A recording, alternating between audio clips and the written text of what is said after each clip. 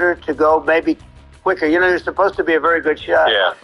My sons, Don and Eric, they can't believe what happened, but they said from 130 yards, a bad shot would hit that target almost every time. They said it's like in golf, sinking a 2-foot putt. Yeah, it's not a tough shot. It's not a long shot. The Secret Service person had the long shot. He had triple the distance actually. So it was a terrible thing. It's hard. I have to say this about the Secret Service. When I went down, and I went down based on, I think, their screaming, but other people also, because people saw this happen. You had so many people. One of the miracles was that nobody ran. I mean, if a gun goes off, the crowd control people showed us this. When guns go off, and it does happen in stadiums at a soccer match or some kind of a match, everybody flees. They call it a stampede, like cattle. But everybody, and a lot of people get killed with those stampedes. We had more people than you'd have at, some of these matches or these games, and nobody left. You had a small group behind us in the grandstand, and that was full. And you look at it as it was taking place, and normally they'd be running. They didn't leave. They saw that I was hurt. They saw a lot of blood, and they saw that I went down. And it's almost like they wanted to be with me. Well, out front, you had thousands, tens of thousands of people. As far as the eye could see, you had people in Butler, as far as the eye could see. And a lot of press, too. There was, many cameras on watching this. It's what makes it so different, because normally things happen that aren't good, but you never have a picture of it. Here we have all these cameras shooting it. So, sort of amazing. But one of the interesting things was that you didn't have anybody flee. You didn't have anybody stampede. Sure. Nobody.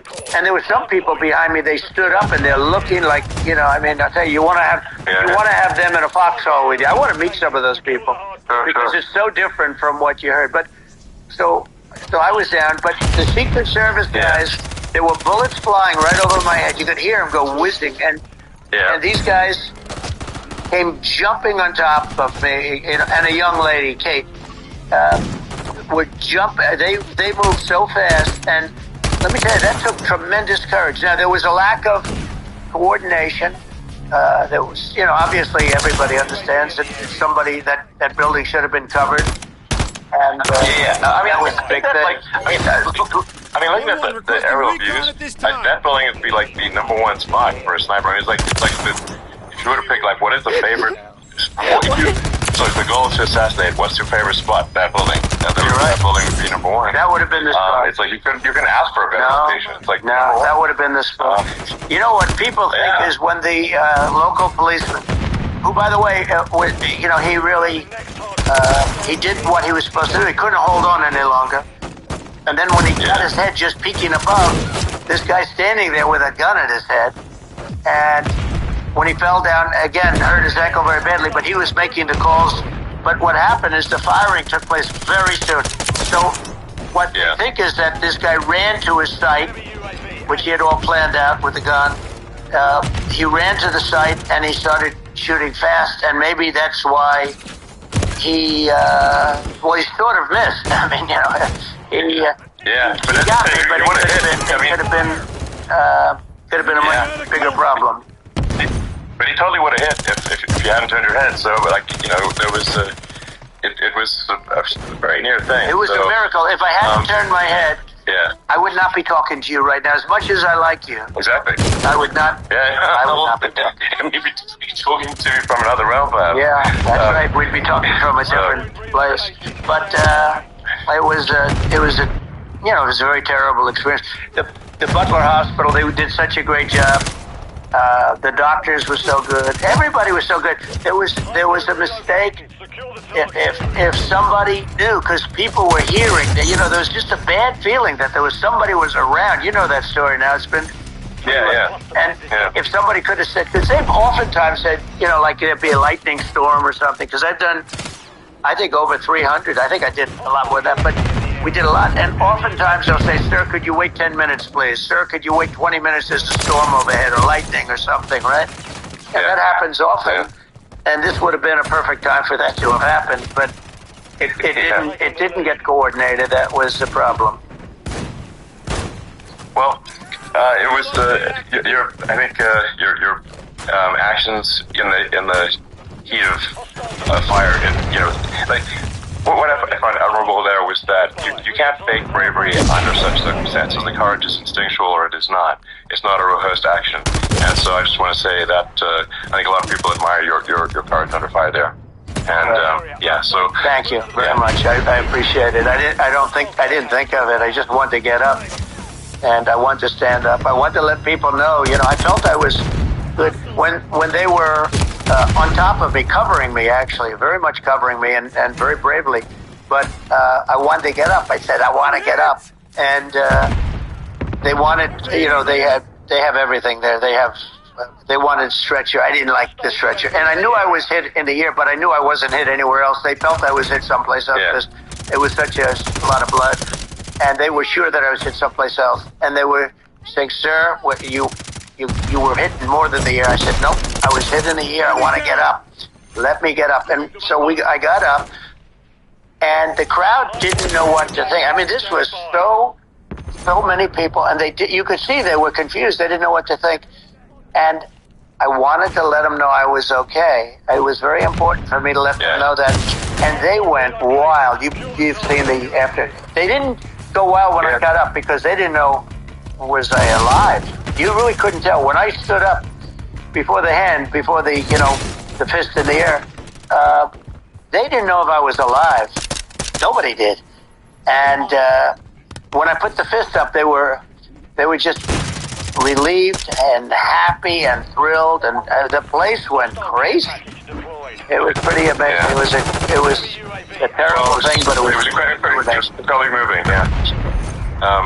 And I mean, speaking of the sort of slide that got you to turn, that saved your life really was the illegal immigration slide.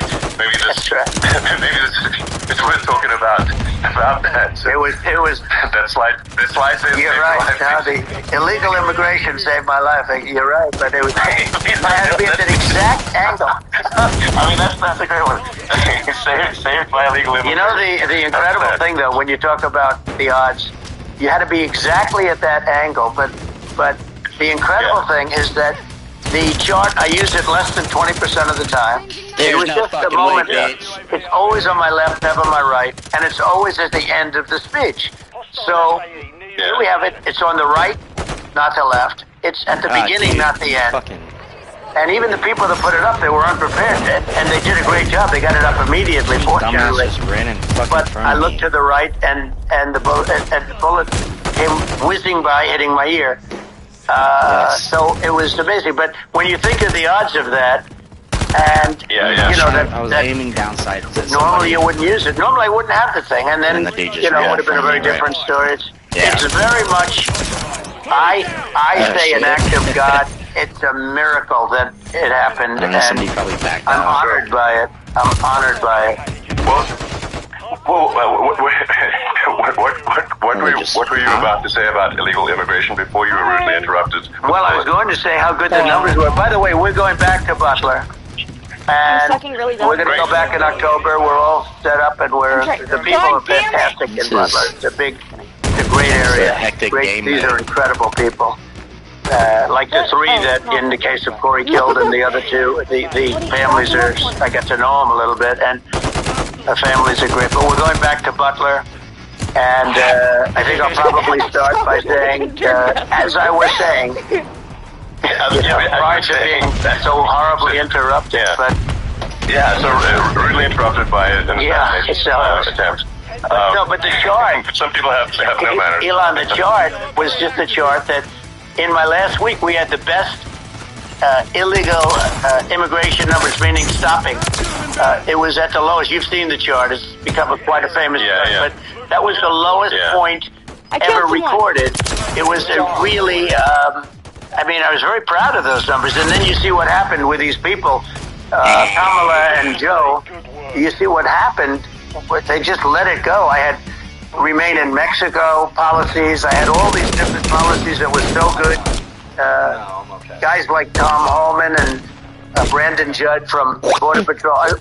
These are all people that they've been on television. They says the best numbers we've ever had. We had so many different jets. Catch and release in Mexico, not the United. We had catch and release in the United States. We had it in Mexico. We had so many things. We had things where if many people come in there, they have contagious diseases. We had everything passed. If you have a contagious disease, I'm sorry, but we cannot allow you into the country. So we were setting literally records, and all I was doing is showing that, and I use it sometimes. Sure. And in this case, I'm glad I used it. I can tell you that. But they were fantastic numbers. But I'm going to sleep with that chart always. I'll be sleeping with that chart. That chart was very important for a lot of reasons. Well, I mean, would it be accurate to say that you're supportive of legal immigration, but we also need to shut down illegal immigration, and especially unvetted illegal immigration, because and that's not the same as saying that everyone who's an illegal immigrant is bad. In fact, I think most people who are illegal immigrants are actually good, but you can't tell a difference unless there's a solid vetting of who comes across the border. I say it very simply. They have to come in legally. They have to be checked. Because look, Kamala was the border czar. Now she's denying it. Everything that I do, she's saying she was strong on the border. We're going to be strong. Well, she doesn't have to say it. She could close it up right now. They could do things right now. It's horrible. No tax on tips, and all of a sudden she's making a speech. She said there will be no tax on tips. I said that months ago. And by the way, they had just the opposite. They had not only tax on tips, but they hired 88,000 IRS agents, and many of them were assigned to go get waitresses and caddies and all of this on tips. They have a policy. They had a policy that they were really going to go after you, and we're really harassing people horribly. And then all of a sudden, for politics, she says, she comes out with what I said, which I think is terrible, and I think it's also hitting them very hard. These people are fake. Now they're also saying they did a good job in the border. We had the worst numbers in the history of the world, not of our country. There's never been a country in history that has had a catastrophe like this. We've had, I believe, and I think you believe this too, you hear 12 million, 13. I believe it's over 20 million people came into our country, many coming from jails, from prisons, from mental institutions, or a bigger version of that is insane asylums.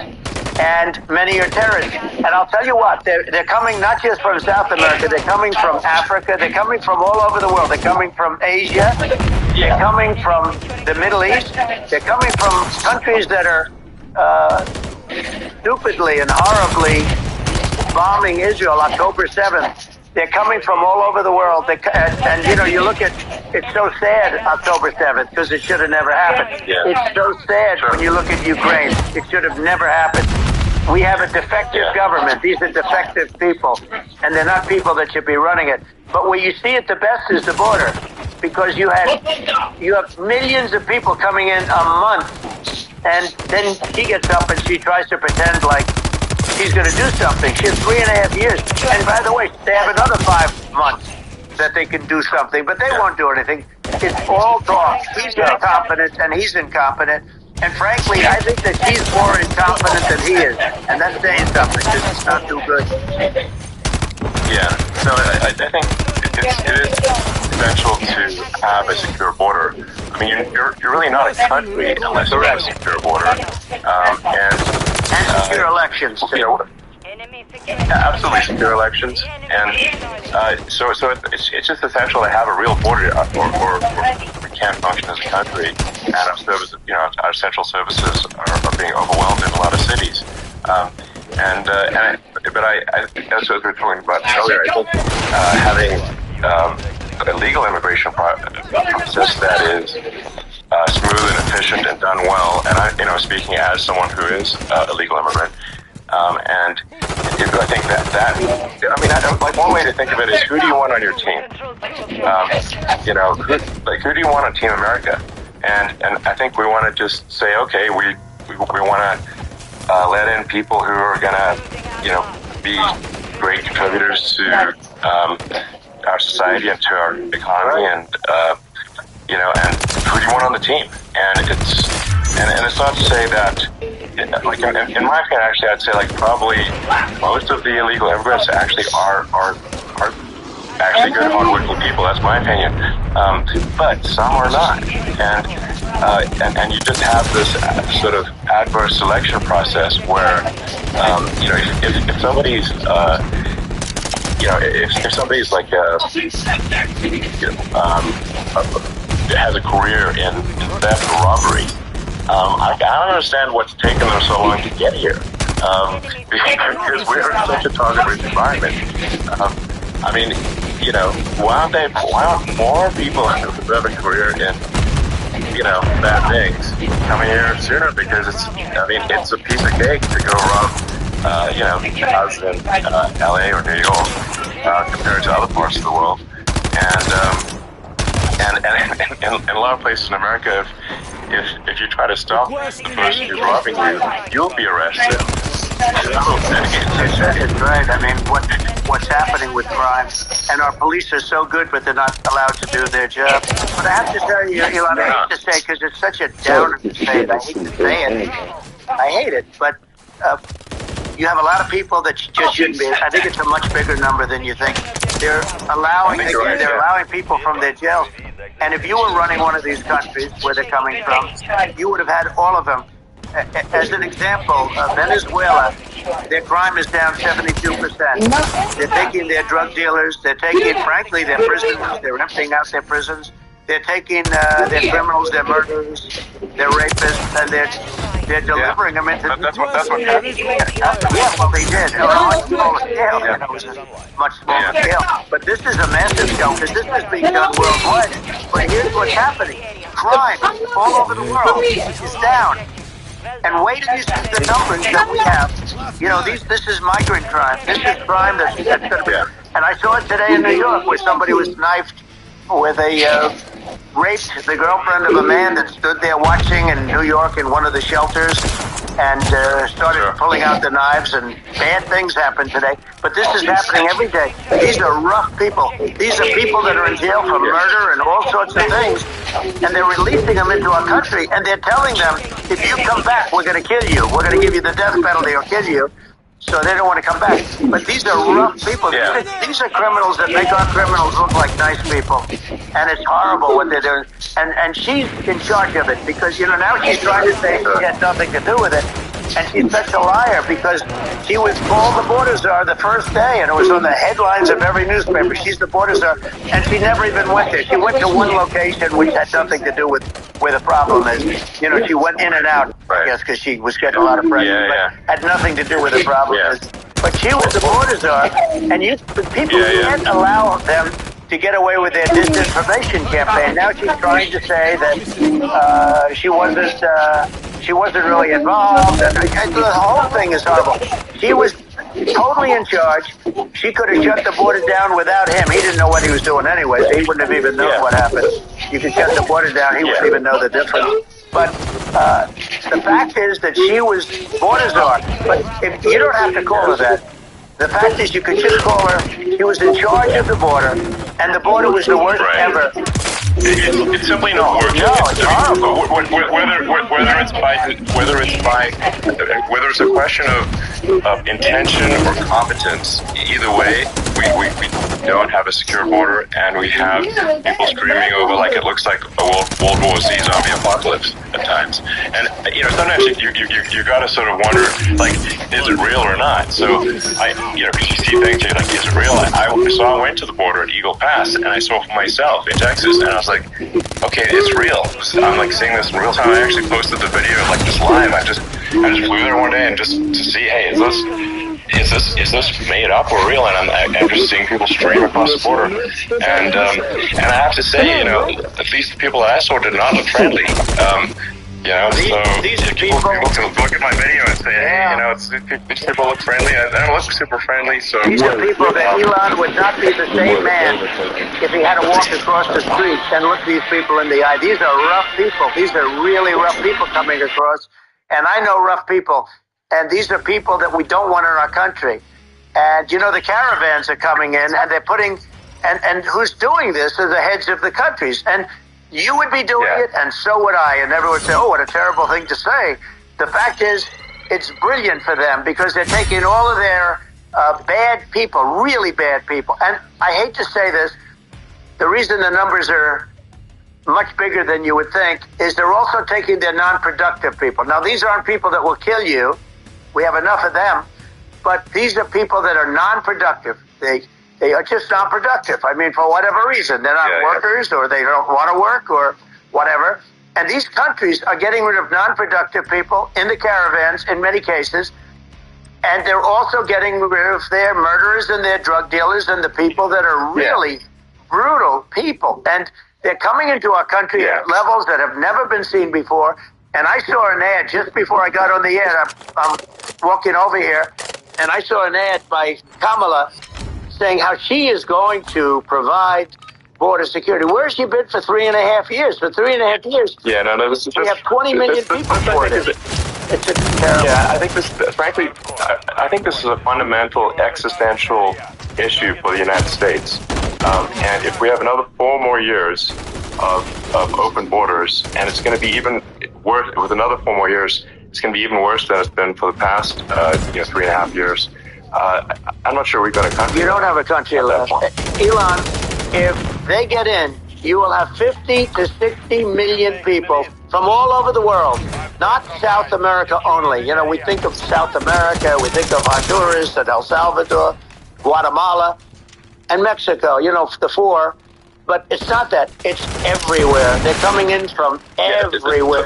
And I had to stay in Mexico. Yeah, I think this is a super important point. Like, people, it's like, well, basically, when I went down there, I was like, well, where are people from?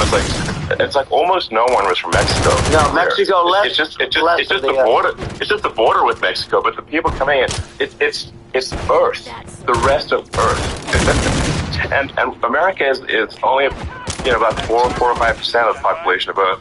It would only take a few percent of the rest of Earth to overwhelm everything. We're already overwhelmed, Elon. We're overwhelmed. You had to see the news tonight about New York, and I love that place. And what they're doing to it is horrible. What they're doing to it, and all the courts do is they try and focus on Trump. Okay, let's focus on Trump, who did nothing wrong. I complain about a rigged election. Elon, what's happened is unbelievable. You have from Africa. From the Congo, they're coming, from the Congo. And 22 people came in from the Congo recently, and they're murderers. And they drop them. They drop them. They take them out of jails, which is very expensive, to maintain the jails. They don't do too much maintaining, I can tell you. But they take them out of jails, prisons. They take them out, and they bring them to the United States. They deposit them in the United States and say, don't ever come back or you're going to be executed. And they don't want to come back. But they won't come back. Sure. But they're coming from Africa. They're coming from Asia. They're coming from the Middle East. They're coming from South America. They're coming from everywhere. And there are a lot of really bad ones. It's just an everywhere on Earth thing, and it's just not possible for the United States to absorb everyone from Earth or even a few percent of the rest of Earth. It's just not possible. So, well, Elon, we're going to have finish this up. We're going to have the largest deportation in history of this country, and we have no choice. Otherwise, we're going to have a country. What they've done to our country. Think of it. In Venezuela and in some of these other countries, crime is down 50, 60, 70, 80%. And you would be the same. You would have. Yeah. I'll tell you what. Venezuela has not gotten rid of all of them. They've gotten rid of about 70% of their really bad people. Their jails are about 50%. Put into the United States. The same with other countries. Some are at 30%, some are at 50%. They're all different. But the bottom line is they're all going to be at 100%. Why wouldn't you put 100% of it? And they're doing it right now while this third-rate phony candidate, don't forget, I beat Biden. He failed in the debate miserably. And, some people said, oh, gee, it's too bad. It's too bad he did so badly, or I did well in the debate. The first night they said, wow.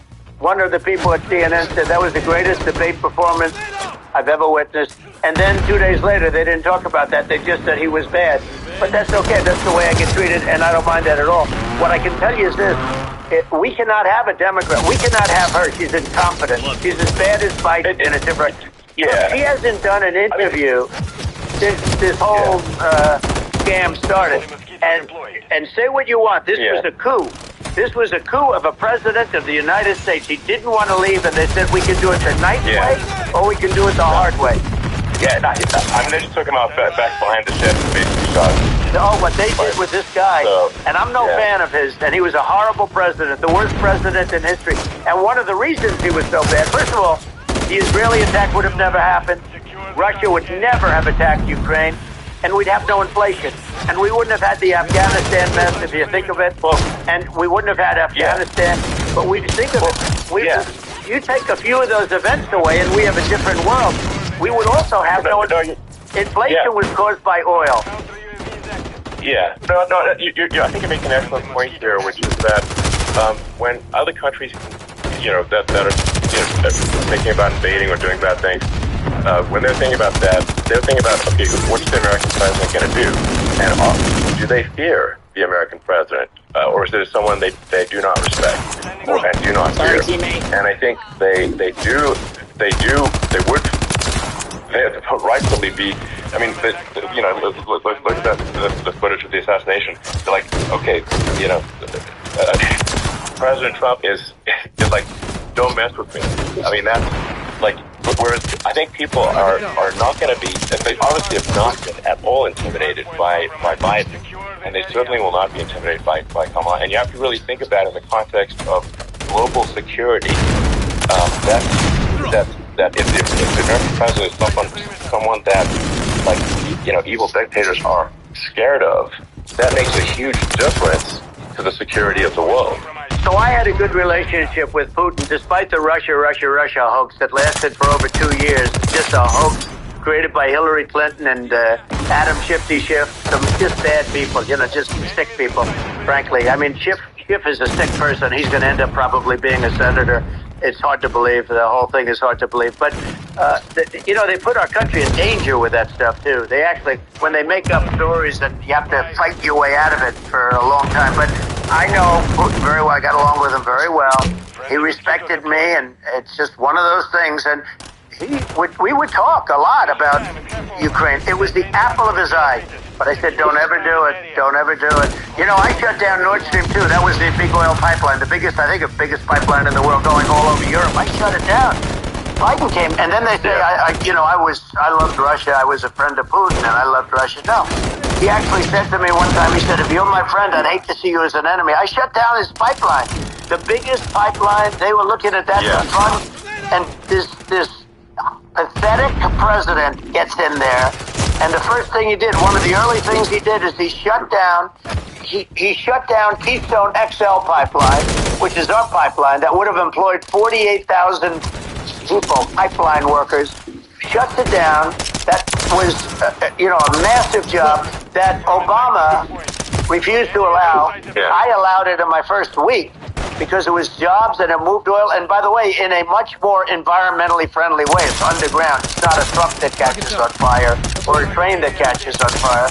But think of it. He shut down the XL pipeline, the Keystone XL pipeline. Yeah. He shuts that down, and he approves the Russian pipeline. Yeah, it doesn't make any sense. It's inconsistent. Certainly, but I mean, I think it's just worth emphasizing, to listeners, the immense importance of whether the United States president is intimidating or not intimidating, and how much that matters to global security. Because there's some real tough characters out there, and if they don't think the American president is tough, they will do what they want to do. I know every one of them. And it puts the whole world in danger. Elon, I know every one of them, and I know them well. I know Putin, I know President Xi, I know Kim Jong-un of North Korea. I know every one of them. And let me tell you, people will say, oh, this is terrible. He said, I'm not saying anything good or bad. They're at the top of their game. They're tough, they're smart, they're vicious, and they're going to protect their country. Whether they love their country, they probably do. It's just a different form of love, but they're going to protect their country. But these are tough people at the top of their game, and when they see a Kamala or when they see a Vice Sleepy Joe, they can't even believe it. They can't believe this happened. All the stuff that you're seeing now, all the horror that you look at Israel, they're all waiting for an attack from Iran. Iran would not be attacking, believe me. when I was there, and I say it with respect, because I think we would have been good with Iran. I don't want to do anything bad to Iran, but they knew not to mess around. Iran was broke because I told China, if you buy from Iran oil, it's all about the oil. That's where the money is. But if you buy oil from Iran, you're not going to do any business with the United States. And I meant it. And they said, we'll pass. They didn't buy oil. Other countries, likewise. You want to buy, you're not doing business with the United States.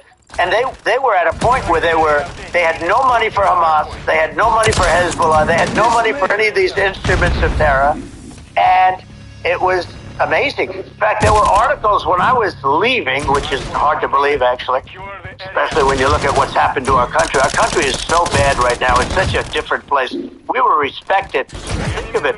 4 years ago, we were so respected to a point where when I said don't buy oil, they didn't buy oil. But they had no money, and Israel would have never been attacked. It is zero chance. And again, I said to Vladimir Putin, I said, don't do it. You can't do it, Vladimir. You do it, it's going to be a bad day. You cannot do it. And I told him things that what I do, and he said, no way. And I said, way. And it's the last time we ever had the conversation. He would never have done. I got along well with him. I hope to get along well with him again. Getting along well with them is a good thing, not a bad thing. I got along well with Kim Jong-un. When I met with President Obama just before entering, it's a sort of a ritual, and I sat down with him and we talked. It was supposed to be for a very short period of time. It turned out to be a long period of time. I said, what's the biggest problem? He said, North Korea. I had that problem worked out very quickly. It was nasty at the beginning with Rocket Man and all the different things. Yeah.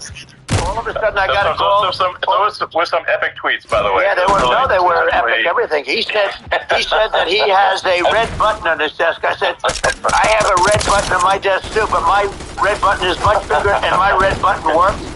And then I called him Little Rocket Man, Little Rocket Man. Anyway, here's the bottom line. All of a sudden, I got a call from him. And they said they want to meet. They want to meet me. And we met, as you remember, we met in Singapore. We met also in Vietnam. And I got along with them great. We were in no danger. But President Obama thought we were going to end up in a war. A nuclear war with him. And let me tell you, he's got a lot of nuclear stuff. Exactly. He's got plenty of nuclear. He can do plenty of damage. So. Yeah, it's because, people like Kim Jong-un, they respond to strength, not weakness. Well, he and I had a good relationship. Remember I met him and we walked onto his land. Nobody ever walked onto his land before. I walked onto. I wouldn't say bring up Secret Service again. I wouldn't say they were thrilled when I did that. I walked onto his land, and it was an amazing period. But we were not in danger with him because of me. I always say that we have enemies on the outside and we have enemies on the inside. We have some really bad people in our government and people that are controlling of the people. I mean, I'd mention names, but I really don't want to give them the credit. But we have some really bad, and I say they're more dangerous than Russia and China. If you have a smart president, a president that gets it, we are not in danger from those countries because they need us and they need our help. I mean, we forced Obama, if you think about it, Obama and Biden, and Bush to a certain extent, in all fairness, forced Russia and China together. And if you're a history student, the first thing you learn is you cannot let Russia and China align. But then they also got, if you take a look, Iran, and they have North Korea. That's, they call it the axis of evil. In the old days, you had the axis of evil. Here we have a modern-day axis of evil. These are powerful countries, very heavy nuclear, which is the biggest threat. The biggest threat is not global warming, where the ocean's going to rise 1/8 of an inch over the next 400 years. And you'll have more oceanfront property, right? The biggest threat is not that. The biggest threat is nuclear warming, because we have 5 countries now that have significant nuclear power, and we have to not allow anything to happen with stupid people like Biden. Biden did something with Russia. There was no chance of him ever going in. And when I left, and then after I left, they started forming big armies on the border with Ukraine, right? And I looked at that, And I thought he was doing that because Putin's a good negotiator. I thought he was doing that to negotiate. But then Biden started saying such stupid things. For instance, he said that it can be a NATO country. Now, Russia, for as long as there's been NATO, has said we're never going to agree to that. And we go right up front and say that. And we did things and said things through this president with a low IQ, very low IQ. He had a low IQ 30 years ago, by the way, but now he might not even have a IQ at all. There's nothing on the board that goes this low.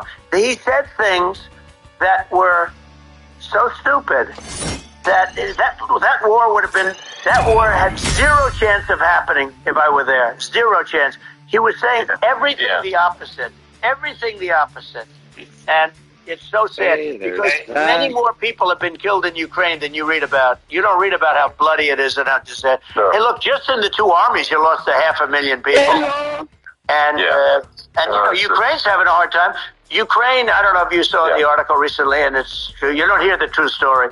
But if you think about it, Russia's gone, Russia defeated Germany with us, and they defeated Napoleon. They've been around a long time. They're a big fighting force. Yeah. And it's very unfair. And Ukraine now doesn't have enough men. They're now using young men and very old men to fight. And we're in a very bad position. And I'm not going to blame exclusively, but I can tell you I could have stopped that. And a smart president could have stopped that. It wouldn't have happened. But we had a man that actually made it more prevalent. It was so bad. The words that he was using, the stupid threats coming from a stupid face that he was using. I said, this guy's going to cause us a war. He's going to cause us. And let me tell you, it can lead to World War III. That can lead to World War III. The Middle East can lead to. We have numerous places that could end up in World War III right now for no reason whatsoever. I think you're right. I think people underrate the risk of World War III. And it's just, when looking at the risk of global thermonuclear warfare, it's game over for humanity.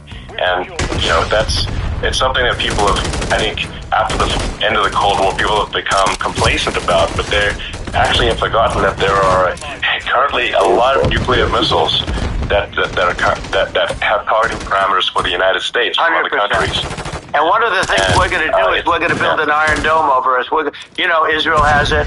We're going to have the best Iron Dome in the world. We need it, and we're going to make it all in the United States. But we're going to have protection, because it just takes one maniac to start something. We're going to have protection, and we're going to have. Why shouldn't we have an Iron Dome? Israel has one.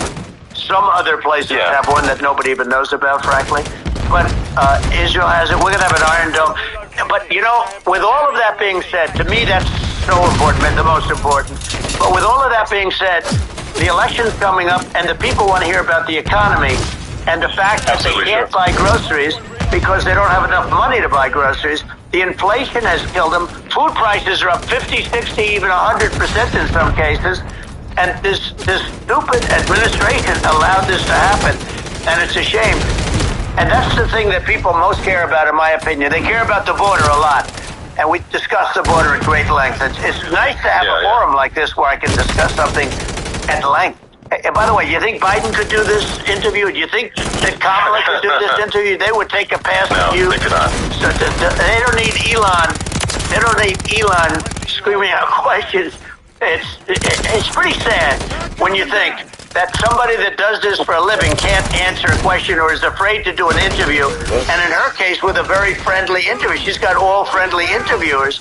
It's pretty. Yes, absolutely. But the big thing now is the economy, Elon. And as much as I view nuclear as the single most important thing, but a lot of people don't understand that. But it doesn't have to. If I understand it, that's all you need. Because if I was president, you're not going to have that kind of a problem. But the thing that they really is making them angry is what Kamala and Biden have allowed to happen to the economy. It's a disaster with inflation. The inflation. It doesn't matter what you make. The inflation has eaten you alive. If you're a worker or if you're just a middle-income person, you can't afford. 5 years ago, people were saving a lot of money. Today, they're using all their money and borrowing money just to live. It's a horrible thing that's happening. And we'll end that quickly. I think a lot of stuff. Yeah, a lot of people just don't understand where inflation comes from. Inflation comes from government overspending because the checks never bounce when it's written by the government. So if the government spends far more than it brings in, that increases the money supply, and if the money supply increases faster than the rate of goods and services, that's inflation. So really, we need to have we need to reduce our government spending, and we need to re-examine. I think we need like a government efficiency commission to say like, hey, where are we spending money that's sensible? Where is it not sensible? Right. And we need to live within our means. We're currently adding, I think, $1 trillion to the deficit roughly every 100 days. That's right. And the interest payments on the national debt have now exceeded the defense budget. It's on the order of $1 trillion. It's interest, and it keeps growing. I rebuilt our military, largely rebuilt our military. Did a great job on it, which was so important. We had jets, we had fighters that were and bombers that were 70 years old. And we did a great job in that. Then we gave 85 billion of it back to Afghanistan, if you can believe it. We gave them 85 billion. They're one of the largest sellers of military equipment in the world. They're selling what we gave them. That was one of the most embarrassing days in the history of our country. But if you think about, let's go back to the economy. We have to bring energy prices down. Energy started at the price of gasoline. Now your cars don't require too much gasoline, so you have a good, and you do make a great product. I have to say, I have to be honest with you. That doesn't mean everybody should have an electric car, but these are minor details. But your product is incredible. But the gasoline, Elon, is the cost of energy. Not only gasoline, it's the cost of heating your house and cooling your house. That has to come down. It's gone up 100%, 150, and 200%, and that has to come down. When that comes down, and we're going to drill, baby, drill. They stopped drilling, and then they went back to drilling because they went back to the Trump policy. But if they won, the day after they get into office, this country will go out of business because they're going to go to an energy policy that's not sustainable. Wind and different things. You're not going to have any. Yeah. And I know you're a big fan of the AI, and I have to say that AI, and this is shocking to me, but AI requires twice the energy that the country already produces for everything. So you're going to have to build. We're going to have to build a lot of energy if our country will be competitive with China, because that's our primary competitor for this on the AI. You're going to need a lot of electricity. You're going to need tremendous electricity, like almost double what we produce now for the whole country, if you can believe it. Sure. Well, just going back to this, like this basic thing, which that people try to make it sound complicated, but it's not. But inflation is caused by government overspending.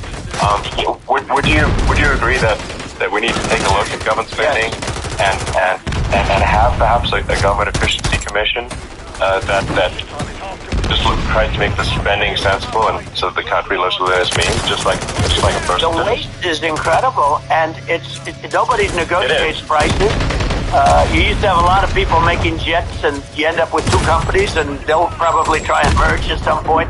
I watched through it, like Air Force, just a thing like Air Force One. One of the first documents they asked me to sign, a general, sir, would you please sign this document? And what is it? Air Force One.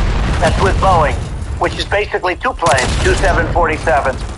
And the price was $5.7 billion for two planes. Now they're highly sophisticated.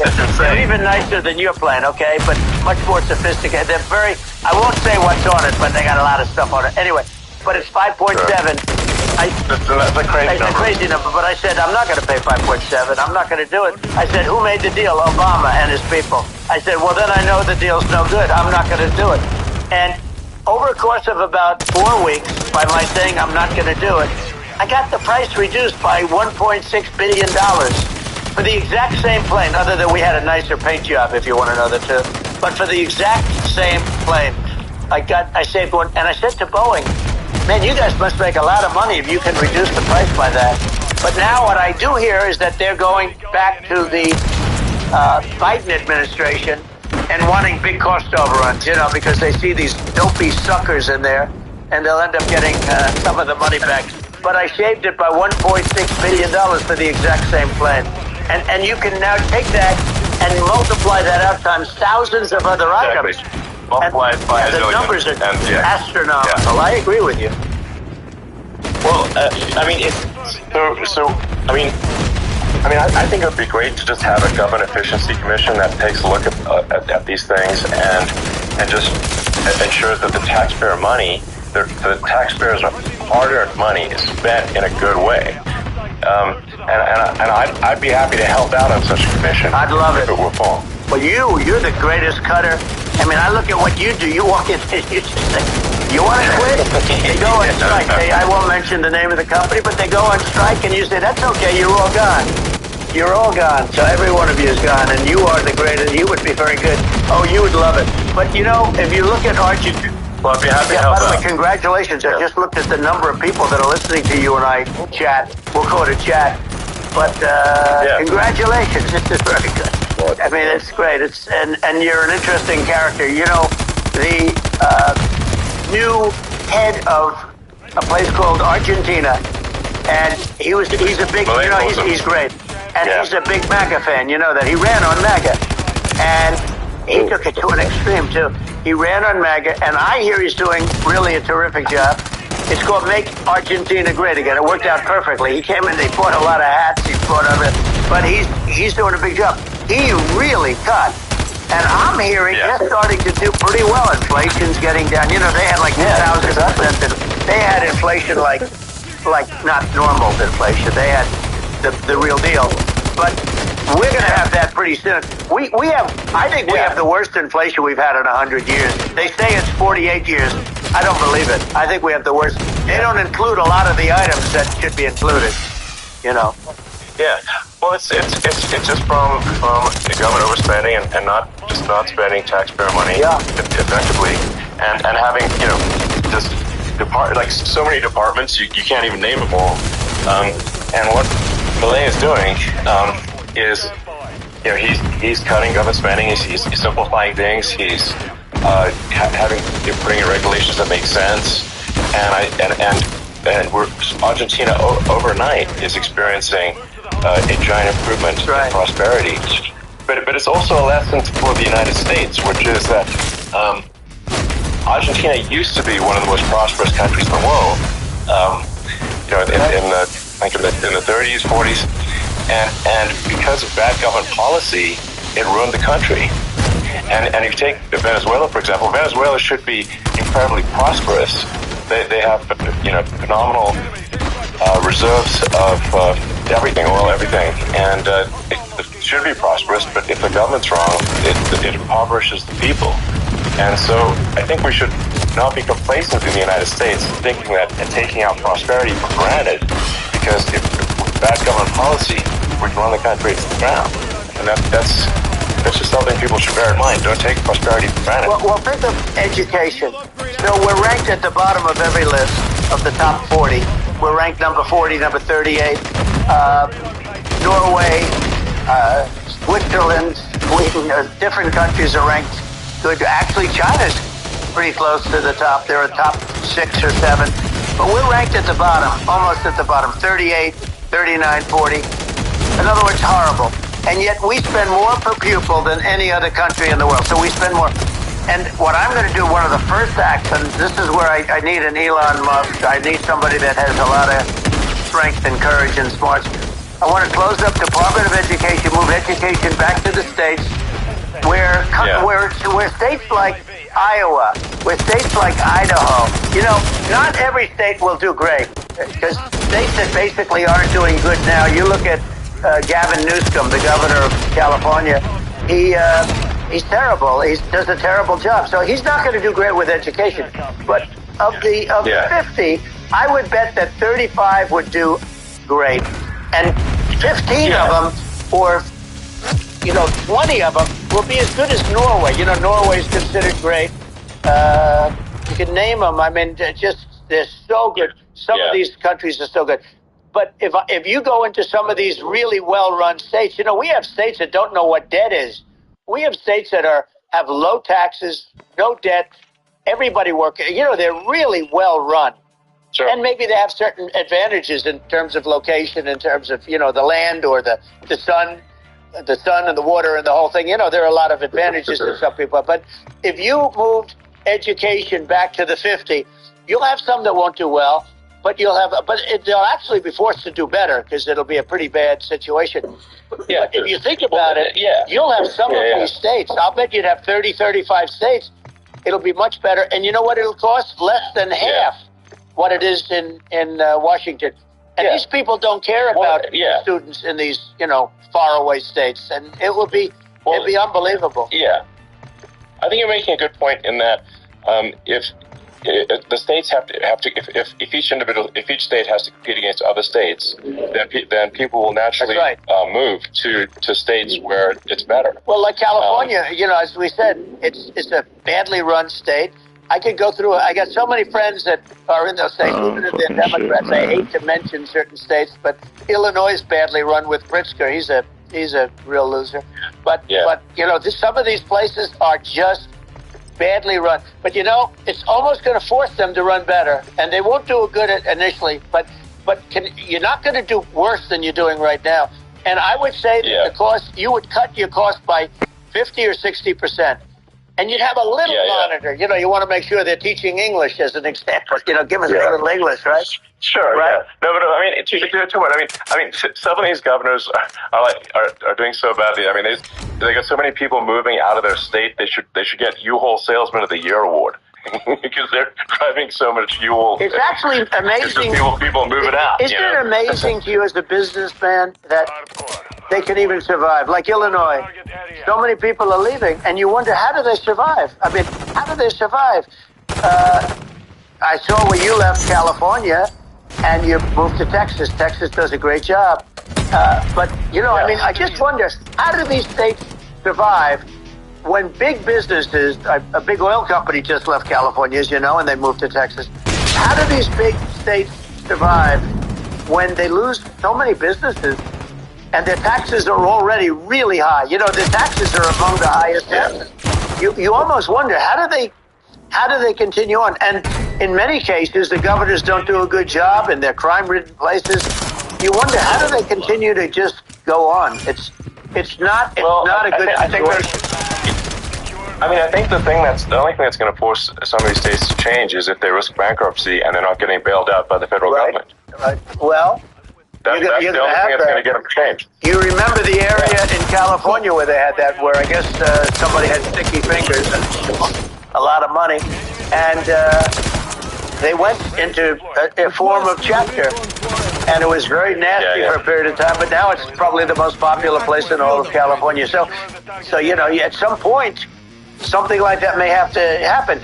But the problem is you can't penalize people that loan money to the state when you have incompetent people like a Pritzker.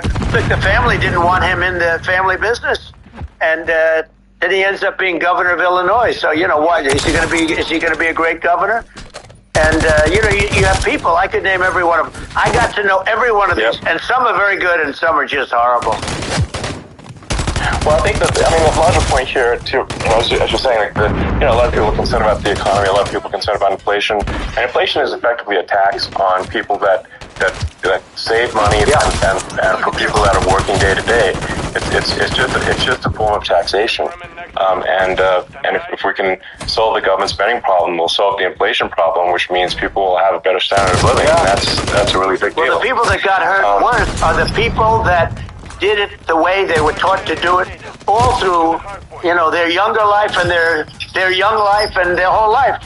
The people that saved money, and then they got no interest on their money, and inflation destroyed them. And frankly, they were almost better off if they didn't do anything like that. I mean, those people have been absolutely decimated, and we're going to bring those people back and help those people. We've got to get the prices down. When I look at bacon costing 4 or 5 times more than it did a few years ago. When you look at some of the food products in grocery stores, people go, they can't believe it. They used to be able to buy a whole cart, and today, a lot of people just don't have the money. They go in and they can't buy anything. They look at, it's sticker shock. They call it sticker shock, right? I think it really just comes down to really, I guess. solve government overspending, you solve inflation, which improves living standards of the average person. And then if you deregulate, like have sensible regulations, so because a lot of the regulations are not sensible and cause the cost to be extreme for no reason. But unless you've got effective deregulation, like Reagan did a great job on deregulation in the 80s, but it's been 40 years since we have, and anyone you really, I mean, during your administration we made some progress, but I think making radical progress with sensible regulation. And if well, Elon, we set a record. We did more deregulation and more restrictions on all of the different businesses than any other country. Remember, I had the rule for every one we put in, you have to get rid of 10 or 12. And we did radical cuts on all of that, and a lot of that's being put back by this administration. And we did radical cuts on things that weren't necessary. But we were all set. You know, we had the best economy ever maybe in the world, and then what happened is COVID came in, and we had to focus on that, and nobody knew what it was. And I always say I got good marks on the economy, good marks on military. We knocked out ISIS, we did so many different things, we rebuilt. But, you know, I never got the credit that we really deserved on what we did with COVID. We never got the credit. But we were, if that not happened, the gift from China, from Wuhan, came in from Wuhan, the Wuhan labs, and I always said it turned out to be right. But had that not happened, we were set to start reducing debt. We're going to reduce taxes. I gave the largest tax cut, but we're going to reduce taxes still further for middle-income people, not only businesses. But we did it for businesses because they're the ones that's why we had the great job numbers. But we were set to really start reducing debt. And, you know, we're sitting on the cost of liquid gold anywhere in the world, bigger than Saudi Arabia, bigger than Brazil. And we were going to drill, and we were going to make so much money. We were going to supply Europe with oil. I had stopped the Russian pipeline, and we were going to supply them with oil and gas. We were going to make a fortune. And then the COVID came in, and we really had to divert. Then what happened when they came in? You know, we kept a lot of businesses alive. If I didn't do what we did, we would have had a 1929 type depression. But the problem is when Biden came in, he got billions of dollars. He just started spending it stupidly. You didn't need it anymore. You know, we got over that bad period where it was everybody dying, and you know, it was just not a good thing. Interestingly, you know, during his administration, many more people died during his administration than during my administration, and we really got the brunt of it. But people don't realize more people died during his administration. You know, but it diverted us from doing what I wanted to do. But we had the greatest for almost 3 years. We had the great, and you know that probably better than anybody. So many of your friends said the best years we've ever had in business were during the Trump years. And also said that African American, Hispanic American were so incredible. They were having the best Asian American women, men, young people without a diploma, young people that graduated from the best colleges, from MIT, from the Wharton School, from all of the great colleges, Harvard. They were doing better, and people without a diploma were doing better. And everybody was happy. And then COVID came, and we had the problem is they spent billions and billions of dollars they wasted. They didn't make any money, and we wouldn't be having inflation like that, which is killing our country. Yeah, I'm talking about like people on climate change and oil and gas. We have active field upgrade here. Yeah, probably more people here. My views are actually I think positive that I don't think we should vilify the oil and gas industry and let it work very hard in this industry to provide the necessary energy to support the economy. And if we were to stop using oil and gas right now, we would all be starving and the economy would collapse. So it's, you know, I don't think it's right to sort of vilify the oil and gas industry. The world has a certain demand for oil and gas. It's probably better in the United States to provide that than some other countries. And it would would help with the U.S. And at the same time, also, my view is just like, over time, you want to move to a sustainable energy economy because eventually you do run out of oil and gas. It's not infinite. And there is some risk. The risk is not as high as you know, a lot of people say it is with respect to global warming. But I think if long enough, eventually it actually simply gets uncomfortable to breathe. People don't realize this. If you don't have 1,000 parts per million of CO2, you start getting headaches. And so we're now in the 400 range. We're adding, I think, about 100 parts per million per year. So I mean, still gives us so what it means like we still have but it's not like we don't need to rush and we don't need to like stop farmers from farming or people from having steaks or basic stuff like that. Like leave the farmers alone. How crazy is that? Where I mean, you have farmers that are not allowed to farm or the whole world, but it's largely taken from us. I did say though, I've heard in terms of the fossil fuels, even to create your electric car and create the electricity needed for the electric car. And fossil fuel is what really creates that in the generating plant. And so you sort of can't get away from it at this moment. I mean, someday you might be able to, but I do hear we have anywhere from 100 to 500 years left. Country that hasn't even been found yet. Yeah. But there was tremendous, like Anwar. I got Anwar in Alaska approved. Ronald Reagan couldn't do it. Nobody could do it. Everybody tried, but nobody could do it. I got it approved. The first thing that Mike did was unimprove it and to get rid of it. He ended it. His friendly mosquito secretary went in and she ended it. And what a disgrace. That's bigger, or they think it could be bigger than Saudi Arabia in Alaska. It could be bigger than Saudi Arabia. But they went in and they terminated it.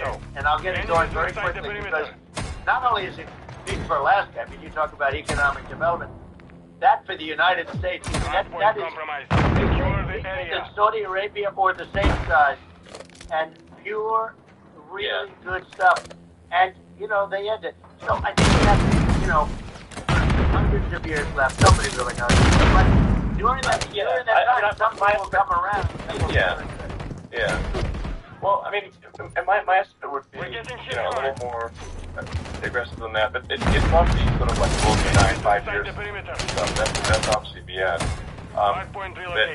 My view is like, if you just look at sort of possibility that per year, you get sort of 2 or 3 million per year CO2. I think it's problematic to accelerate say 5, and then there may be some situations where you get just a step change increase in the CO2, and I think we don't want to get too close to 1,000 because that's actually makes it uncomfortable to breathe. Like just existing in 1,000 ppm CO2 is uncomfortable. That's like that's considered like an industrial hazard, right? So it's that's just not getting headaches and stuff. So mission compromised. We failed. I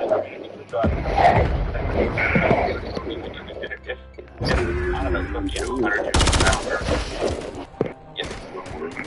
I don't know. Take that up.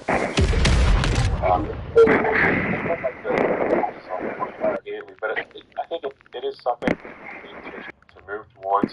And on balance, it's probably better to move there faster than slower. But like I said, without vilifying the oil and gas industry, and without causing hardship in the short term, I think this can be done. Without, if people can still have, a stake and they can still drive gasoline cars, and it's okay. It's like, it's not, I don't think we should vilify people for it, but I think we should just generally lean in the direction of sustainability. I actually think solar is going to be a majority of Earth's energy generation in the future, and it's certainly trending that way. And so you get the solar power, combine that with batteries, so because obviously the sun doesn't shine at night, and then you use that to charge the electric cars, and you have a long-term sustainable solution. And that's what Tesla is trying to move things towards, and I think we've made a lot of progress in that regard. But when you look at our cars, we don't believe that environmentalism, that caring about the environment should mean that you have to suffer. So we make sure that our cars are beautiful, and they drive fast, and they're sexy. I mean, they're cool. In fact, literally, I mean, the sexy Model S, Model 3, Model X, and Y spells out sexy. It's probably the most expensive about it. But I don't know, I like cheesy humor, So, but I'm a big fan of let's have an inspiring future, and let's work towards a better future. And we can do so without demonizing people. Right. I'm okay. It's very interesting. You use the word global warming, and today they use the word climate change because, you have some places that go up and stuff.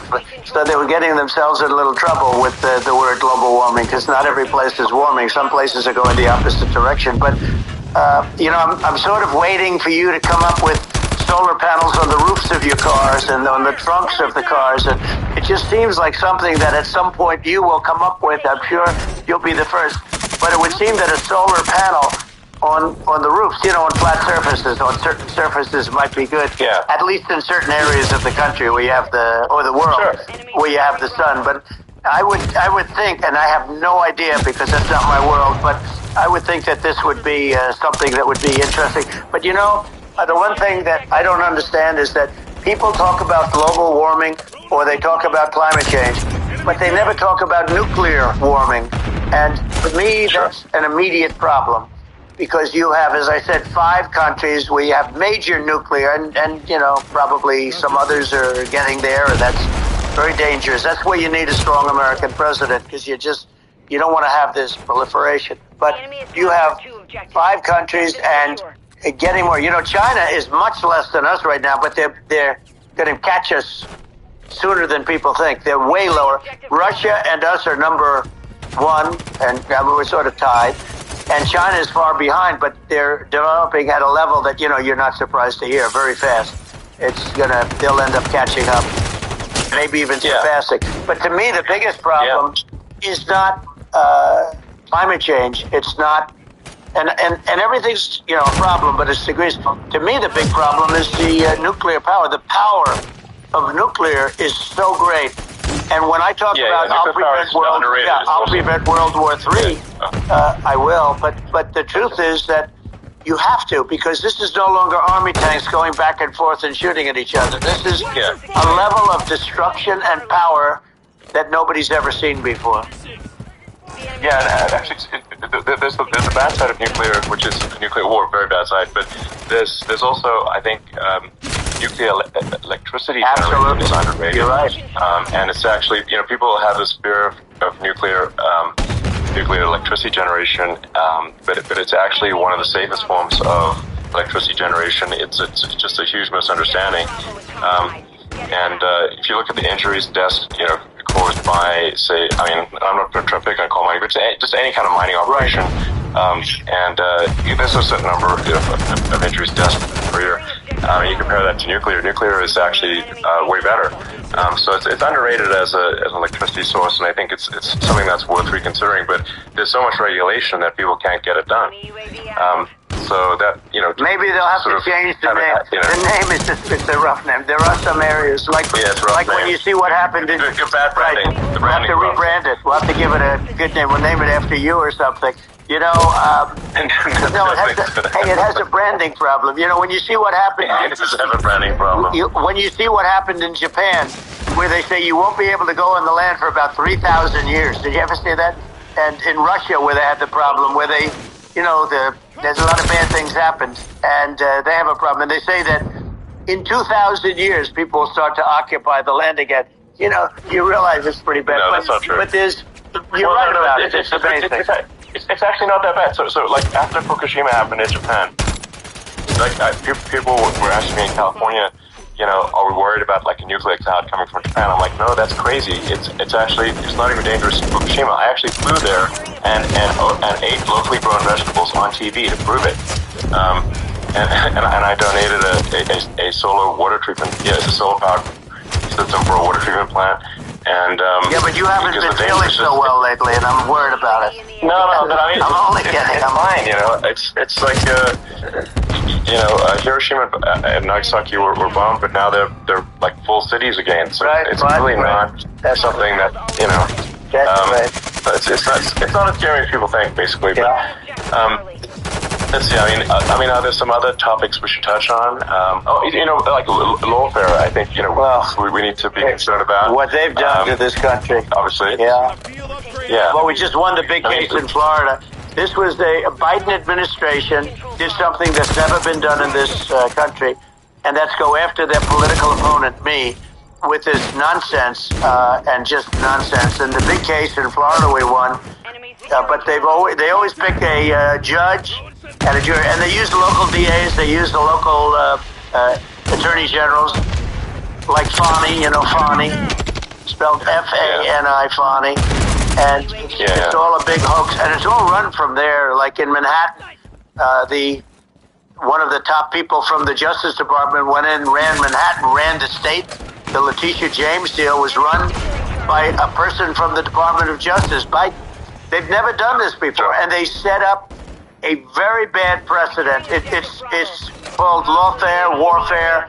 It's a terrible thing, and never happened in our country. It does happen in banana republics and third world countries, but it's never happened. And the incredible thing is it actually drove my numbers up because people see, fortunately I have a platform like you, or, in all fairness, like a conversation like this, where I can talk about it and people understand. I mean, you fight for election integrity and you end up getting indicted because you're fighting for election integrity. And when the day comes that you can't fight for election integrity, you don't have a country anymore. So what happens is they went after their political opponent, me. Now, Biden's, close to vegetable stage, in my opinion. Okay, I looked at him today on the beach and I said, why would anybody allow him? The guy could barely walk. Why would anybody allow him? Do you have a political advisor that thinks this looks good? He thinks this looks good because it looks so bad, and it's ridiculous. I mean, and he's been doing that for a long time. He can't lift the chair. The chair weighs about 3 ounces. It's meant for children and old people to lift, and he can't lift it. The whole thing is crazy. Well, he's clearly like we just don't have a president. You don't have a president, and she's going to be worse than him because she is a San Francisco liberal who destroyed San Francisco, and then as Attorney General, she destroyed California. You talk about location, and we're talking about the sun and the water and all. There's nothing better than California. She has destroyed that. She was the original DA. She was the original in San Francisco. She was the original Attorney General in California. What she has done to California is, well, you know better than I do. You just left California for a lot of those reasons. And what she's done with crime, with cashless bail, where you kill somebody. I mean, we have states there you kill somebody and they let you out right away. I mean, you don't have to even put up, and then they never find the people unless they kill again, and then they let them out again. Our country is becoming a very dangerous place, and she is a radical left San Francisco liberal. And now she's trying to protect. Now she's looking like she wants to be more Trump than Trump, if that's possible. I don't think it's possible, but she wants to be more Trump than Trump. Yeah. I want a wall. I think that's. She wants to release all the prisoners that are in detention, and some of these guys are really bad. Right. That just came out today. She doesn't want to build the wall, even though the walls work. Walls and wheels. In your business, everything you do is obsolete. Almost, well, not the tunnels. But everything is obsolete. Even your rocket ships, they're like a month later, they're obsolete. You find a better way to. The only thing that's not obsolete is a wall and a wheel. And the wall, I built hundreds of miles of wall, and that's why we had such good numbers. I was going to add 200 miles. We bought it. We could have flipped it up in 3 weeks, and they sold it for 5 cents on the dollar. That meant, I said, wow, that means that they actually do want to have open borders. She wants to have open borders, and now she's going like she's tough on the border. It's such a lie. Yeah, this is simply not true. This is simply not true. And everybody knows it's not true. true. It's a disgrace that she can say it. No, I mean, obviously what's happening sort of overnight is they're rewriting history and making Kamala sound like a moderate when in fact she is far left, like far left. Worse than Bernie Sanders. She is considered more liberal by far than Bernie Sanders. She's a radical left lunatic, and if she's going to be our president, very quickly you're not going to have a country anymore. And she'll go back to all of the things that she believes in. She believes in defunding the police. She believes in no fracking, zero. Now all of a sudden she's saying, no, I really want to see fracking. If they got in, the day she got in, she'll end fracking.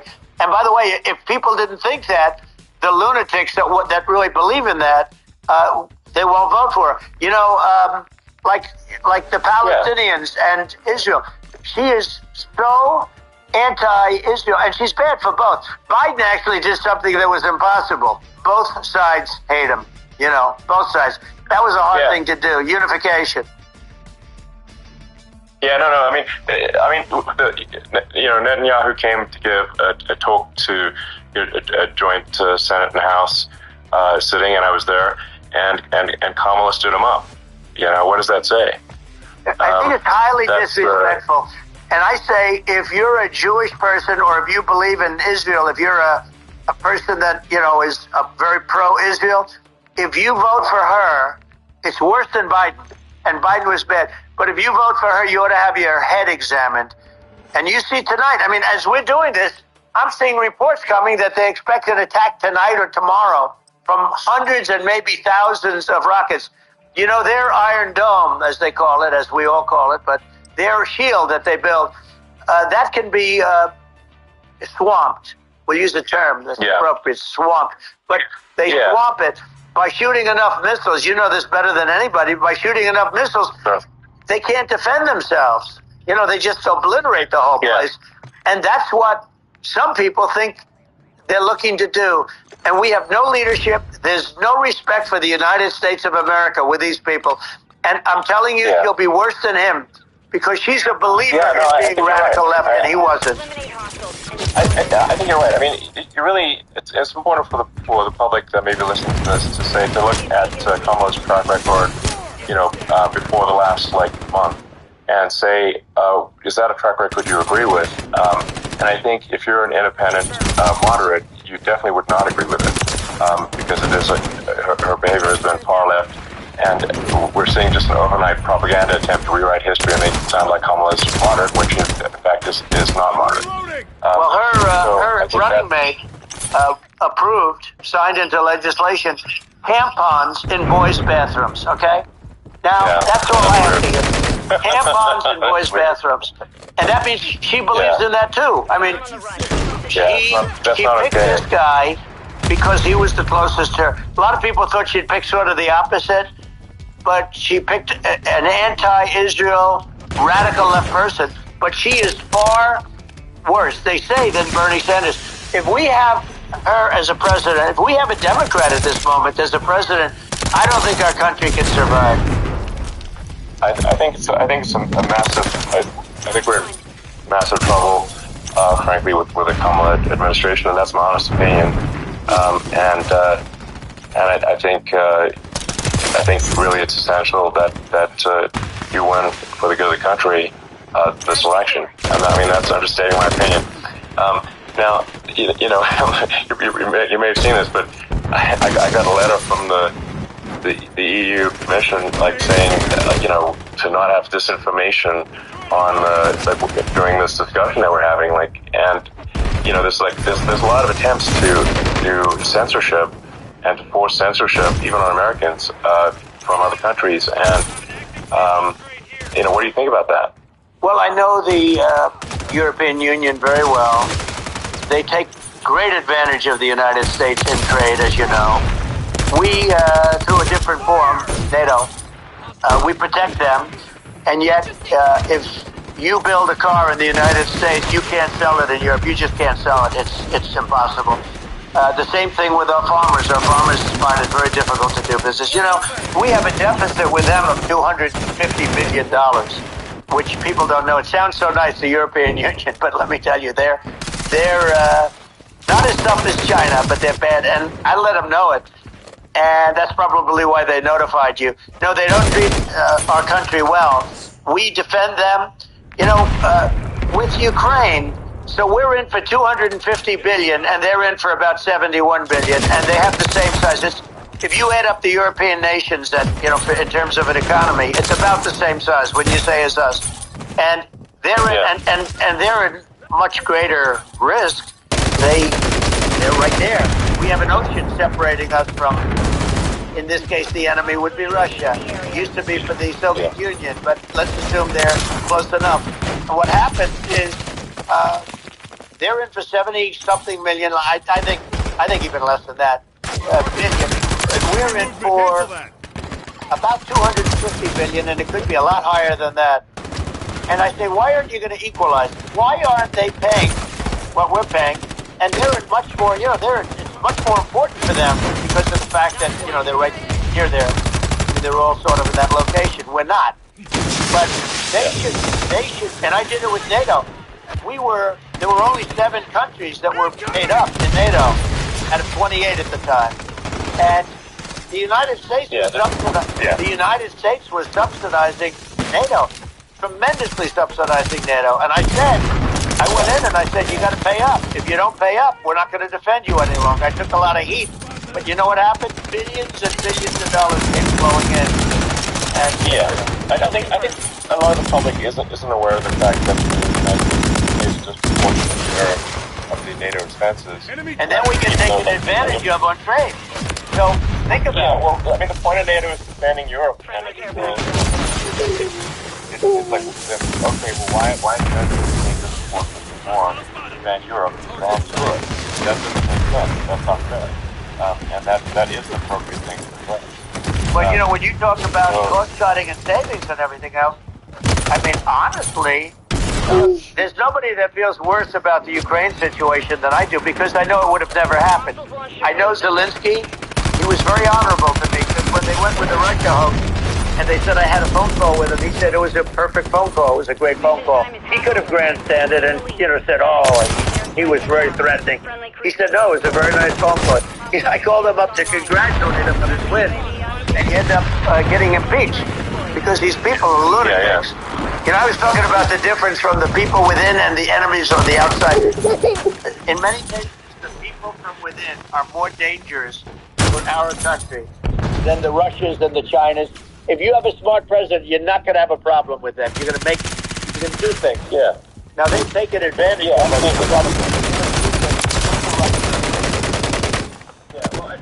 I think it's obvious that you're a believer and an advocate of free speech, because during your first term as president, you were attacked relentlessly every day, often very unfairly with false attacks, and you didn't try to shut down the media. You didn't try to inhibit their freedom of speech, and I think that says a lot.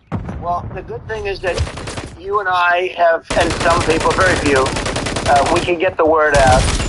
Although sometimes it's hard because they don't want to print it, you know, like we're having a great conversation right now. Kamala wouldn't have this conversation. She can't, because she's not smart. You know, she's not a smart person, by the way. She can't have this conversation. And Biden, we don't even have to talk about it. I mean, he couldn't have this conversation.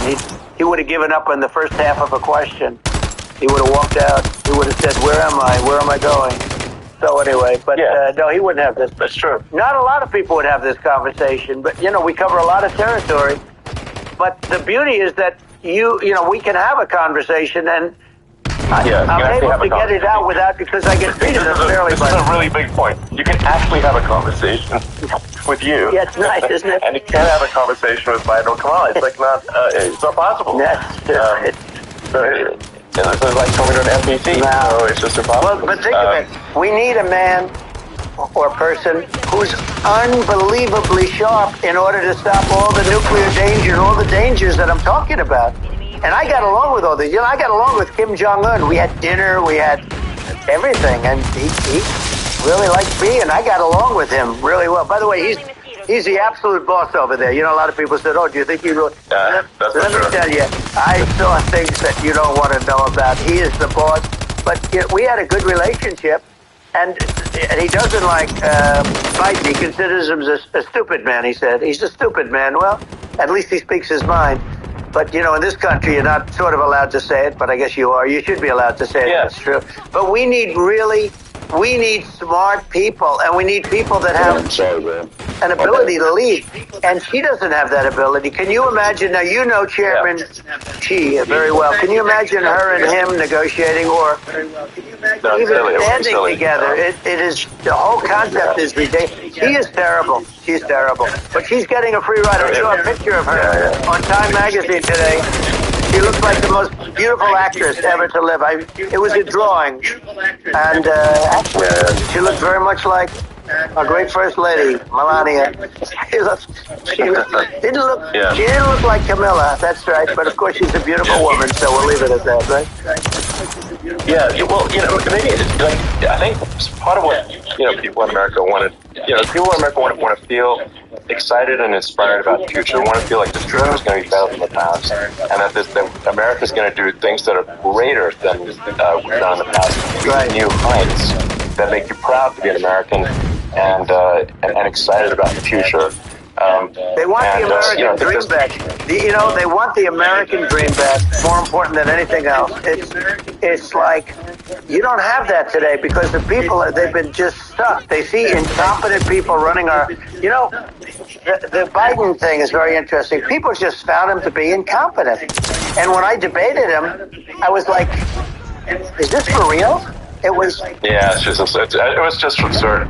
But I think that there are some grand projects that we could do. I mean, I think we could build a base on the moon. We could send American astronauts to Mars. We could build high-speed connections that are more advanced than anything else in the world between our cities, so people have fast transport. It's possible to solve traffic with tunnels. We've already made great progress in Vegas doing that, and just do things that are exciting and inspiring and make the future feel like it's better than the past. Well, I saw what I did in Vegas, and I'll tell you, it was amazing. I got to see. I took a big glimpse at it, and it's incredible. Which is, it's incredible, and you could do that all over. You do that all over. It's deep. Yeah. You don't even need much structure. Assuming you're in the right area. No, it's straightforward. It's amazing. So, I think we could do some things that like China's got incredible high-speed rail between its cities, but I think it's actually possible with tunnels if with deregulation, with an ability to actually, was legal to actually do the tunnels. Then you could have high-speed tunnels that are actually better than anything else in the world for high-speed transport between cities, and that would be something that Americans can say, "Wow, okay, we've got something that's cooler than anyone else in the world." That's the kind of thing that makes you proud to be an American. And much safer than surface trains, where there is a danger there. With crazy people, it's much safer, much better. And it's sad because I've seen some of the greatest trains. I find it fascinating, and I've seen the systems and how they work, and the bullet trains they call them, I guess. And they go unbelievably fast, unbelievably comfortable, with no problems. And we don't have anything like that in this country, not even close. And it doesn't make sense that we don't. Doesn't make sense. Yeah, and I think also there's, I'm kind of hopping on the excess regulation, but I think something that I think people can generally understand is that what happens with laws and regulations is that there's more and more of them every year, and unless there's a process to clean them up, eventually everything becomes legal, and that actually slows down the development of new technologies. I mean, if you take sort of I think there's room for some reform at the FDA for improving the speed with which we approve drugs that could help save lives and improve people's lives. And I worked very hard on that. We got that down to the lowest number ever, and we got therapeutics approved in the FDA that people can't even believe the speed. But I took them on. I don't think they like me too much, but I got things approved in the FDA at numbers that they wouldn't believe. And it's a very bureaucratic group. Actually, it's a fine group of people in many cases. I got to know a lot of them, but I was pushing them really hard for Regenerons, for so many different things that were really pretty amazing. But the FDA takes too long. It's 12 years to get a product approved. I got it down to 4, and I got some things done very quickly. But it's really something that is going to have to be worked on because it takes too long. Just takes too long. Yeah, it just takes too long, and you end up in the same with the approval, but it just it takes years instead of something that I think can actually take months. That improves people's lives. I think I just wanted to hop on this point that there has to be an active process for reducing rules and regulations, because otherwise they just keep building up every year. You get hardening of the arteries, and eventually everything's illegal or takes forever. And then we just ossify as a society. We can't make any progress, and it's a really big deal. Well, Elon, just getting back to the FDA for 1 second, I got something called Right to Try.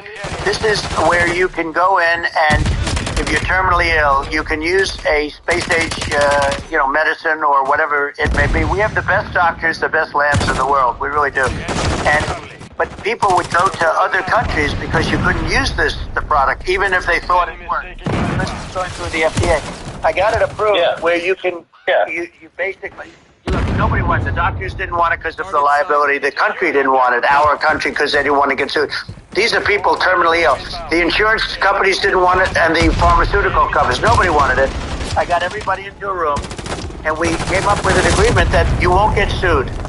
And also, they didn't want it on their record. If somebody's terminally ill and they die after taking a drug, they didn't want that on their record. So we set a separate list. If somebody was, so it wouldn't count as a negative, okay? And as you know, we got it done. We have saved Right to Try. They've been trying to get this done for 58 years, and it sounds simple, but it wasn't, because, the insurance companies, nobody wanted it. But we got it done. Sure. Somebody signs. You sign a document that you're not going to sue the insurance companies, the country. You're not going to sue anybody. And we got it done. And we're saving tens of thousands of lives. Right to Try. Hopefully you never need it. But if you do, you don't have to travel to Asia. People, if they had money, they go to Asia, they go to Europe. If they don't have money, they go home and die. That's what happened. They go home and die. Yeah, well, I mean, and actually, to give Europe some props here, it's like if a drug is approved in Europe, which has a crazy amount of regulations, it should obviously be approved in the U.S. I mean, they have more regulations than we do. So why would a drug be approved in Europe and not in the U.S.? That's crazy. Well, we did it. We did something that really, they've been trying to do it for 50 years, and they just couldn't get it done, and I got it done. And it's really something. But you're right. Some people go to Europe because a drug isn't approved here, but it's approved in Europe, and it's a drug that, generally speaking, would work. It's pretty crazy. Absolutely. You're right. And I think so, as long as people are properly informed of the pros and cons, and these are the risks, this is the risk, and you make your own decision. That makes sense. Well, I think just, in sort of closing up, and by the way, I'm looking at the numbers. You got a lot of people listening. I hope you don't get nervous, because you got a lot of people listening to you right now, like 60 million or something. What is that number? It's crazy. It's amazing how you can see that right away. What is the number? Wow. What is it? Objective Bravo, Well, I think that's bigger than you said. You said 25, and you're much more than double that number, 25 million. I think you're going to be 60 or 70, and I guess over a period of time. Hey, I congratulate you. Do I get paid for this or not? Well, I think actually they chose a number of people that will hear this conversation over the next few days to weeks. It's going to be hundreds. That's what they say. Yeah, that's good. Well, look, it's an honor. I just asked this: are you better off now, or are you better off when I was president? Nobody's better off now. People, we put out polls on that, and nobody's better off now. Inflation has killed it, and they also feel very unsafe. You look at what's going on with a lot of different things. You look at the riots we had at the colleges over, I mean, it's ridiculous, but all of the riots, they just feel unsafe. And now they really feel unsafe because you have a new form of crime. It's called migrant crime. I call it migrant crime. Maybe I'll call it Kamala migrant crime. But you know, I mean, with all these things, I always try to get to the ground truth by just asking people.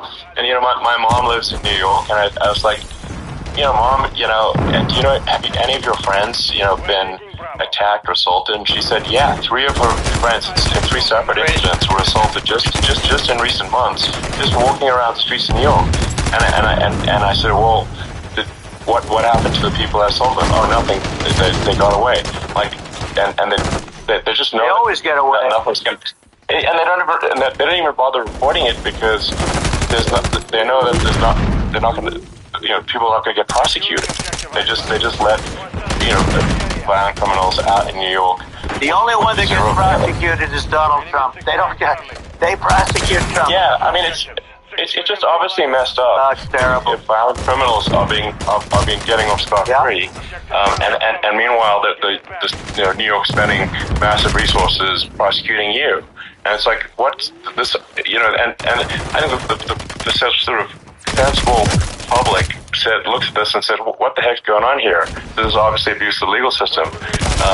You know, the legal system is supposed to be protecting the public from violent criminals, and it should be obviously allowing the public to make their own decision about who should be president, as opposed to, you know, some you know, legal case. Once they start this precedent, because this can go on with the next one, I mean, this is a very bad precedent what they're doing in terms of, you know, going after their political opponent, and that's all it is. It's going after their political opponent, and then you get a judge who's, you know, a strong Democrat, and I'm being nice when I say that, in many cases crooked as hell, but you get a judge and you go into an area where a Republican gets 3 or 4% of the vote, and, you know, you'll have a jury pool with people that hate Republicans or hate, it could also be the other way, because it could start the other way in areas where they hate Democrats, and you get into a Pandora's box. It's a very dangerous thing for this country, and a very dangerous thing even for the state.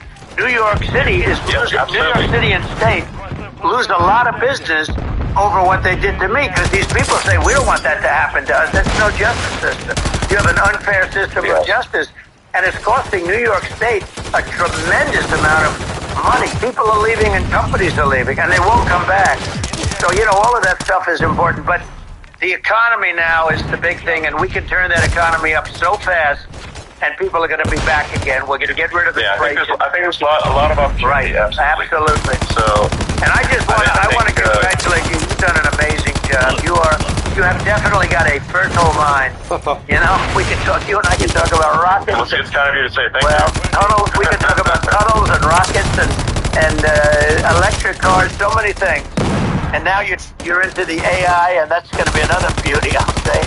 So it's an amazing thing you've done, Elon. It's an amazing thing, and I congratulate you. I mean, thank you. And well, I mean, I just say here, you know, here's to an exciting, inspiring future that people can look forward to and be optimistic and excited about what happens next. And that's the kind of future that I think you will bring as president, and that's why I endorse you. Well, I appreciate that. That endorsement meant a lot to me. Not all endorsements mean that much, to be honest. Your endorsement meant a lot. And, you know, we have a phrase, make America great again. It's pretty simple, but it really says that we want to make America great again. And we can do it. We can do it now, but if we were going to suffer another 4 years like we suffered for the last 4 years, I'm not sure the country can ever come back. That's how bad it is. It's so bad. We have to do a lot. I think that's a very real risk. Yeah, it's a big risk. It's a very real risk. Yeah. And it's, you know, I'd just like to note to people listening, like, I've not been very political before, and if you look at my record, I've actually been, I'm not like, sometimes they try to paint me as like a far right guy, which is absurd, because I like making electric vehicles and, you know, solar and batteries, helping with the environment, and I actually, I supported Obama. I stood in line for 6 hours to shake Obama's hand when he was running for president, and, you know, so it's not like I'm like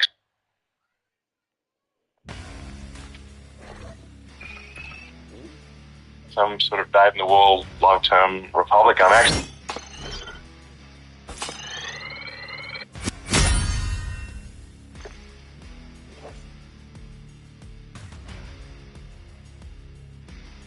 I call myself, historically a moderate Democrat.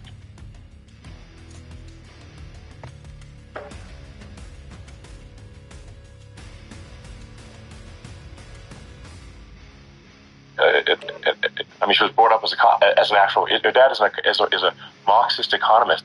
You can Google it. It's not we're not making this up. That's how she was brought up.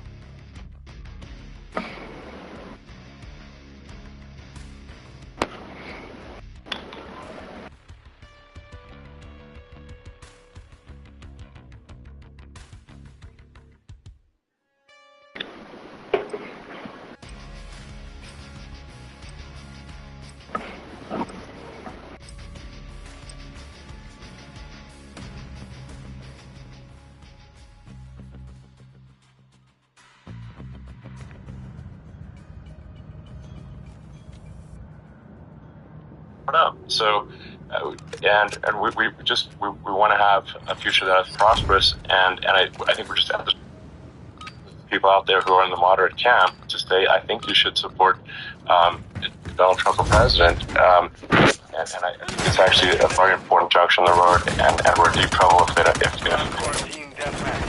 Eliminate the enemy. We've lost the lead.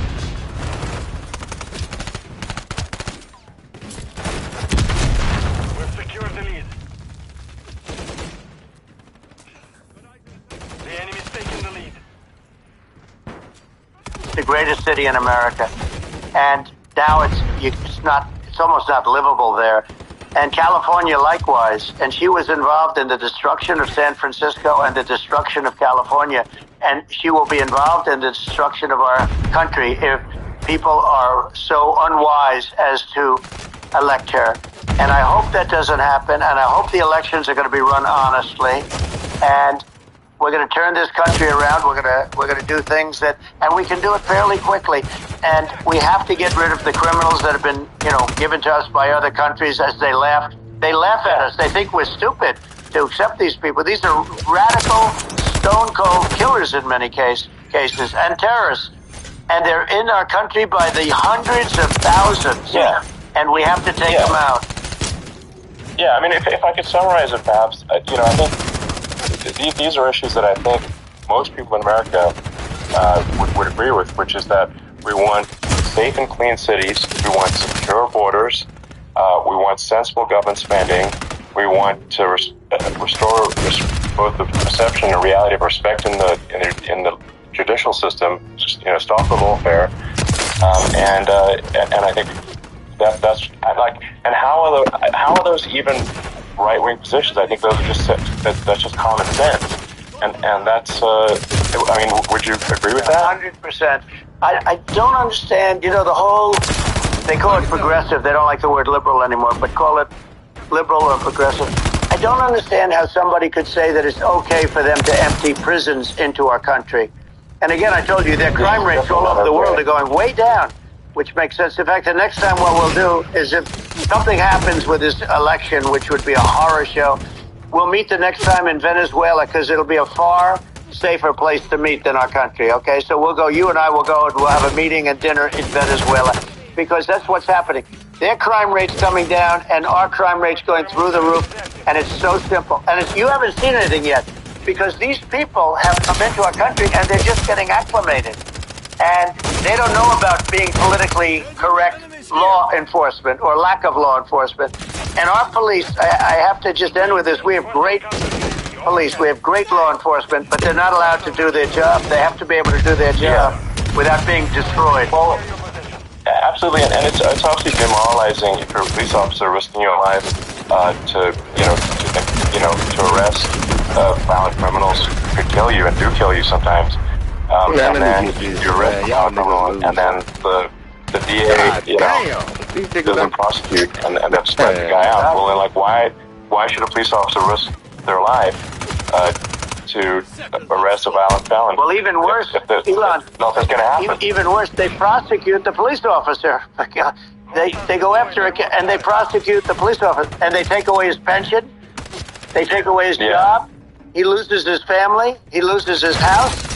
Well, I thought it was very telling, incredibly telling, that when there was a case where, sort of a gang of thugs beat up some police officers, I think it was in Times Square in New York, and then nothing happened to those guys. They were let out, zero bail, and I think a bunch of them were given free tickets to California. Well, what is it? I mean, that is a gross indignity against the United States, and that's how. I mean, this is insane. Like, have we lost all pride? How can such a thing be allowed to occur? I've never seen anything. We see where they get shot. It's a very dangerous profession, but something they're very proud of, and they want to be able to do their job. But I've seen them get shot. I've seen a lot of things. But I've never seen where these guys are standing in the middle of a big street, everybody watching them, and they're literally boxing, like punching, stand-up fighting a police officer. There were two of them. And yet about six of these guys, and they're punching the hell out of them. And in their own country, they would be dead if they did that. They'd be shot. They would be shot instantly. And, they come from these countries, and it's taken them a while to realize that we don't do that in this country. But in their own country, if they stood on a street and had a fight with a police officer, they would be shot. There's no political correctness. And it's such a sad, it's such a sad thing to see. And that's the reason you have crime, by the way, because we don't do anything about it. Yeah, we just cannot have a situation where our police officers are beaten up on camera by a gang of illegal immigrants, and then nothing happens to the guys